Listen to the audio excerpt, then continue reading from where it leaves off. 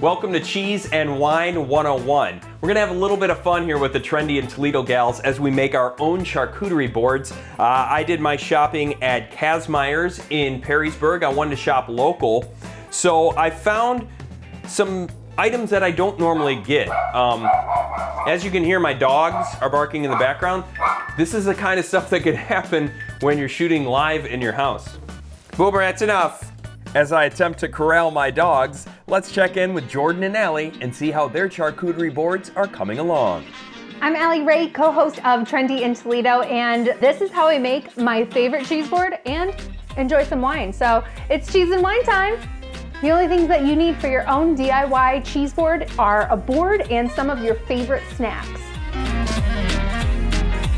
I'm gonna be cutting up some of my favorite cheeses, starting off with some hard cheeses and going all the way to brie soft.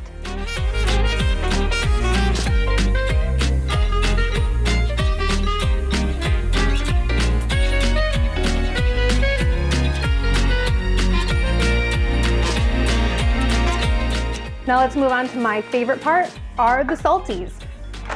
We're gonna start off with local Tony Pacco's pickles and peppers, the original, which not too spicy, not too sweet, and just the right amount of crunch.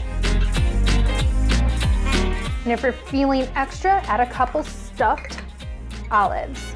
Finish up your board with some local honey. Spread it just right on the board. People can just scoop it right on up with their cheese and crackers. And for the final step, the crunchies. Pair it with your favorite glass of wine and you're ready to go.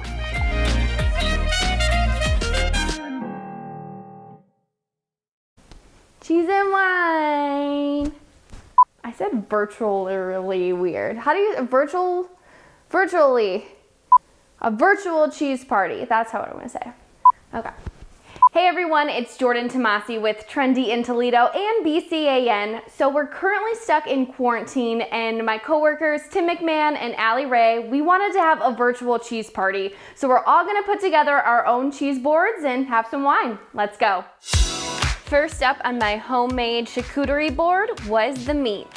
I went with a summer smoked sausage and I feel like the meat is kind of the star of the tray. It's very important to have. Next, I decided to go with a smoked cheddar cheese. I'm a really big fan of any smoked type of cheese, whether it's Gouda, Swiss, I love anything of the sort. And for my final cheese, I decided to try something new. This was a spice and herb cheese, which I've never had before and I was really excited about. It ended up being my favorite cheese and I'm gonna go back and buy more. All of my products on the tray were purchased at Churchill's. It's always so important to support local when you can.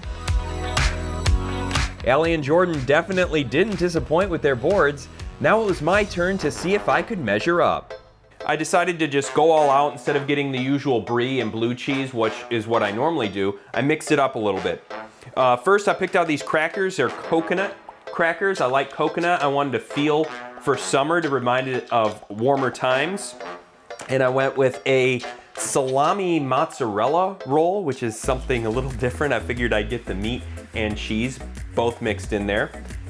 Standard, you need a good summer sausage. I got Hickory Farms beef summer sausage, and this is a little bit different. It's from Kindred Creamery. It's a mango, and actually I'm gonna make sure I get this right because I'm really excited about this one. My little notepad here. Kindred Creamery, Sweet Fire Mango Jack. So I like to always try what I'm doing. You know, as I'm cutting, I want to try it as I go. So this is the mango. It's got a real richness. Wow. In the center of that habanero comes in. Oh my goodness. And then to top it off, I went with bread and butter. It's the bread and butter of my cheese and wine board. A Cabernet Sauvignon. Wow. Bit off a little more than I can chew there. Again, I'm not the most skilled person in the kitchen.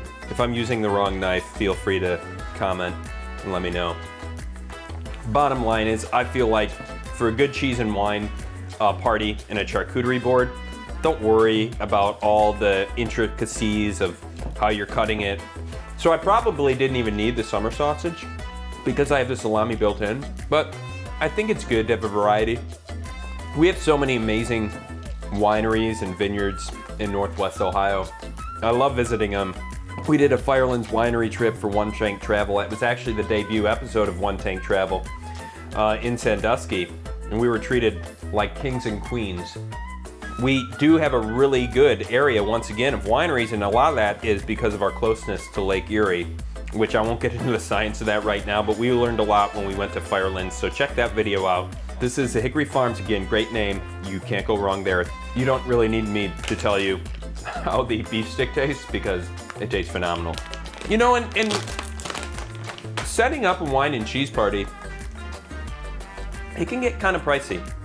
So there are alternative ways of doing it.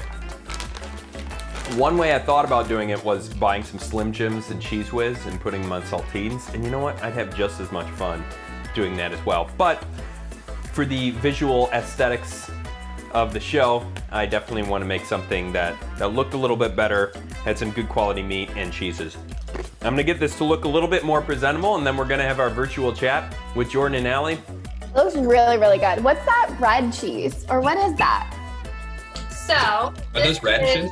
A goat cheese with tart, Ooh. blueberry, and lemon, and it tastes like a little dessert tart. Who's up top with you? You. Throw it, and then I'll throw it Okay, down to throw Tim. Okay, wait, yeah. 3, 2, 1.